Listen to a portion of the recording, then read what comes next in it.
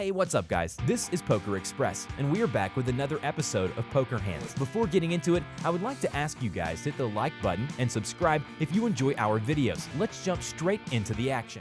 And he got the maximum, the 100k, which was actually his biggest tournament score at that point. So we were telling him that his biggest tournament score came out of an envelope. Look box job. But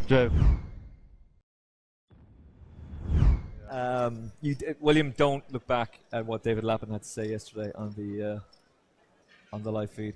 But essentially, now that we're coming down to approaching the final two, they've decided the 15-minute delay is not a problem, but they don't want the players having their phones out. So you can send a quick tweet, but McGuire is going to be putting that away. No headphones. You can see headphones have all come away. yeah, you see different rules. Some tournaments take very, very strict line on this. Other tournaments just insist that you have to step away from the table if you want to use your phone. You can debate it different ways. We did commentary last week. WSOP move, isn't it? Yeah, we did commentary with Flushy last week, and Flushy said that the obvious solution to this is just to have the live stream on a big screen so that every player at the table has the same information, and nobody is trying to covertly get people to watch back home or watching on their own phone. I think that's a good shout. I mean, one thing I always notice from streams I watch, and I watch quite a few of them, is there's always someone there who doesn't have the rail the other players have. Yeah, you know, 100%. he's just traveling by himself. It's the amateurs who are at the biggest disadvantages then. Yeah. You know, if a professional makes a final table, they can ring up any number of their friends who will happily rail for them and feed them all the information they need. But it's the guy who's travelled on his own, as you've said. So Yeah. Seamus is still appearing as Paddy Clark, but we can assure you that is Seamus Cahill, and he has flopped the absolute It's nuts nice. here. And it's going to be a big Matt And Bushel. Look at what Bushel has. Bushel has The nut flush the draw. nut flush draw and a with gut a good shot. with a good shot. Yeah. So money going over the line. Yeah, Lillis won't get involved here, I don't think. This is just too coordinated a board. Somebody's got something. So nut flush draw. Yeah, apologies And the about the straight. mistake here in the graphic. It will be updated. That's not Paddy Clark. That is Seamus Cahill. Yeah, and of course. Well, we're going to get our answer. I was going to say, what do you do? Do you call or do you raise? What would you have preferred, Vinted? I think it's fine, absolutely fine to call here. Yeah. And, I mean, it's probably going to save him because if this continuation bet now from Seamus is big in sizing, I think Matt can just get away. Yeah, depending on the sizing here, particularly with the board having straightened up even more, so now that any 5 or any 10 makes it straight. Seamus might go smaller here now to try and keep more hands in. Meanwhile, there's a raffle going on in the background. €5 raffle with something crazy like 11 grand for the winner. Yeah. And we're going to see a river, and misses the river. Now, the Seamus could check here and try and deuce. a deuce of bluff, yeah, absolutely. Which would be very intriguing. Yeah, Seamus's hand has been devalued as well by the fact that the board is paired. He's fallen behind some houses now. Yeah, I think he did. He's gone for the check there. So he's going to take the check call line. And having missed, Well, ace high no good. Ace high is not winning. Ace high, no, does yeah. Matthew just try and come up with some sort of a bluff, or does he just give up? Yeah, it depends on what he thinks Seamus' range looked like. He knows he has little or no showdown here. I mean, once in a blue moon, ace high might be good if the guy is barreling with the worst flush draw. But the problem in this spot is that you kind of want him to have a missed flush draw. That's all you're... And you're all you blocking can get that to fold, hand. and you're blocking that very strongly, particularly with the ace of that suit. So yeah, he did decide to just give up there. If you're going to bluff every single hand that you have in this spot, you're going to be over bluffing. Very popular. Rightly so, by the way. Done so much for the poker community. Of course, he's the founder of the European Poker Tour. Yep. And now he runs the show over at Party Poker. That's John Duthie. He hopefully will be joining the lineup on this 25, 50, €100 no limit hold'em We're going to be breaking in about a half an hour or so. Yeah. Take a short break, and then we're going to be back for the cash game. So stay tuned. Fasten your seatbelts. Now, because it's going to be cool. Tell me this, as we approach a hand here, which could... Ooh, well, top two versus the flush draw. The flush it's going draw. to be action. Right, this is the nut flush draw against... it's all going in top because two pair. It has to. Driton is He's down shallow. to 11-9. Well, it's gone check. Wow. Well, now maybe it won't go in because Owen can just call this bet. Three Driton. clubs on the turn. Owen just calls the 1.1. See, does he hit? End of story. God, these could have really extracted here. Well, it could have went in the flop. Yeah, Had really Owen bet, the Driton was going to check raise all in, and Owen was going to snap him off. The way it's gone now, Owen's just calling to make his draw. He misses full boat, and that's the end of hand. Owen loses the minimum. I like the way Owen played it because he's preserved his stack. Do you know what I mean? Full boat now. And he's got to realise his equity. Do you know what I mean? He's got to see turn and river for 1100. But why did Detron check? He's going to check raise all in. He's short stack. He wants to get all the money in. So Oliver just decides, okay, I'm going to take the freebie for the turn. Owen, yeah. Why would he not with his drawing hand? Yeah. And there's no chance. It's Owen is not going to. He's not going to call. When we're thinking this is all in. He's thinking of making a hero call here with ace high. I think he's called. He's done it. Yeah, that's interesting. He's called with ace high. Wow. Okay. And unfortunately, Owen, he had the absolute nuts. The stone cold, solid moral nuts. Owen goes, oh yeah, whatever. Well, all right. Was either full boat or nothing. I mean, you bumped into a boat. Fair enough. Yeah, I get it because he checked flop, right, and then the 3 came on the turn. Then he bet, and then Coloured chips, whatever they are the 1000s.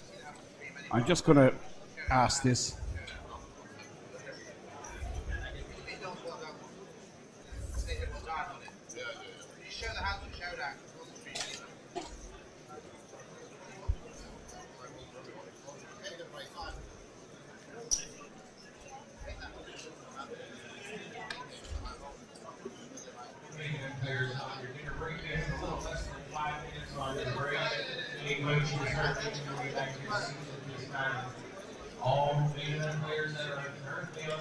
So the blind level here is 25, 50, 100. You see it described there on the bottom of your screen.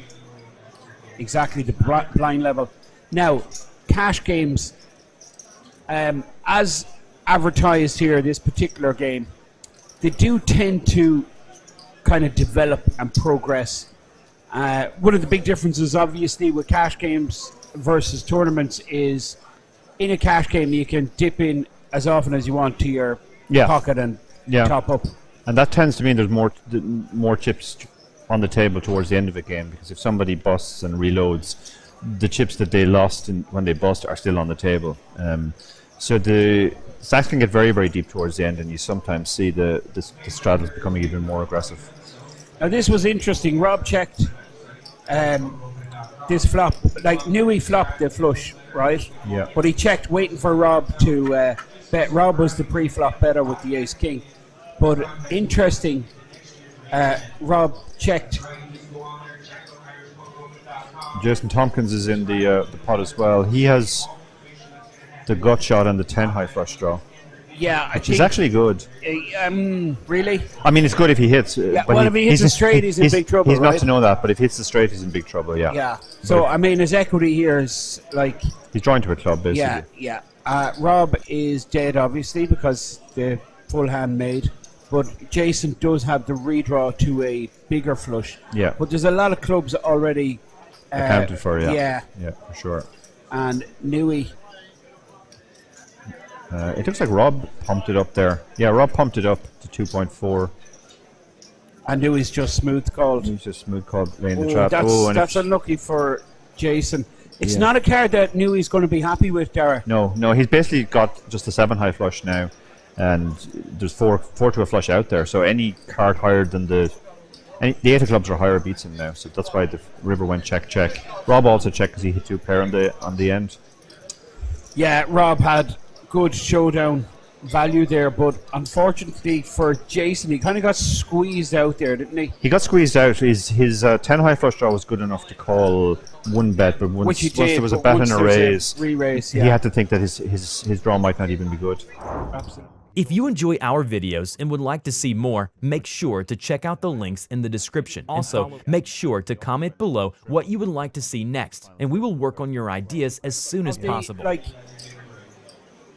Like back-to-back tournaments, not like, back-to-back Irish Unibets. No, it was back-to-back. Unibet Open main event, and then the next Unibet Open festival, he won that Unibet Open. That's incredible. I didn't know that. And then he final tabled the next one.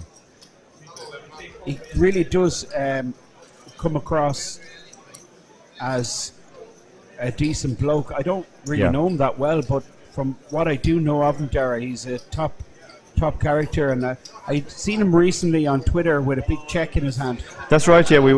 He's part of our group, and we were taking the piss out of him that because he played a mystery bounty over in Vegas in the win, and he got the maximum, the 100k. Which was actually his biggest tournament score at that point. So we were telling him that his biggest tournament score came out of an envelope. Look box job. But a couple of weeks later, he came third in a tournament in the Venetian for 130k. I've seen that, brilliant. Brilliant. Now, can I ask you a question? Just while we're talking about mystery bounties, these I've seen that these events now are being scheduled into all the big festivals, these mystery bounties. Yeah. Can you give us, just our viewers who are listening in and they've heard of them or they haven't played them, could you give them a quick heads up on what exactly is a mystery bounty? Yeah, it's a very interesting format. It's not like a traditional bounty tournament. In a traditional bounty tournament, every player in the field has a bounty on their head, and it's the same amount. But in a mystery bounty, the first thing that's different is they don't have any bounties on day one. So if you knock a player out on day one, there's no bounty. So they don't actually know how much is in the bounty pool until the start of day two, based on how many players have already been eliminated and how many players are in the field. But because the players who've been eliminated on day one didn't have a bounty, that means there's more money in the bounty pool. Brilliant. So what they do is they usually have a minimum. I played one in Prague at EPT Prague, and the minimum was 500, and the maximum was 50,000. So I think Porrick is going to get a double here. Look at this. Greek Fish is not going anywhere, right? Yeah. He's got the flush draw, and he thinks perhaps. Now, he knows his pair is no good, but he thinks he has a two-pair draw and a He thinks he has a two-pair right? draw. He has a house draw. He's not to know that he's up against the the set already. But Porrick still has to dodge the spades, obviously. 6-7 to call. He's going to do it, isn't he? Greek Fish. I think he calls, yeah. Oh yeah, why not? I don't see him. I mean, it's either call or shove. If he thinks he can get Porrick to fold something. Well, no, Porrick's all in. Oh, Porrick is all in. Yeah, so the action's on Greek Fish. Okay, and it's 6.7. He's going to call. He doesn't think he's up against a set here. Yeah, so he thinks his trip draw and his two-pair draw could be really good. Yeah, that's actually something I'd like to expand on with you, Dara, a little bit later on. The difference between pot odds in cash and tournament, and just how different that is. We'll expand on that a little bit later. Yeah, for sure. We'll see how this plays out first. He does make the call. I mean, very occasionally his pair might actually be good as well if Porrick is on his spades as well. Yeah, true. 10 jack of spades. Or 10 jack as well. Yeah, those types of hands. So can't blame the call at all there. And looking like a double up, but there are 6 outs. And that is was a not scary colour. But it was, yeah. For a second there, I'd say, oh my god. Porrick winced for he a visibly split winced. second. Yeah. He goes, okay. I'd have winced too, and I might have done a little bit more, to be fair. Yeah. That's it. Listen, like to buy in for 10k, right? And after one orbit,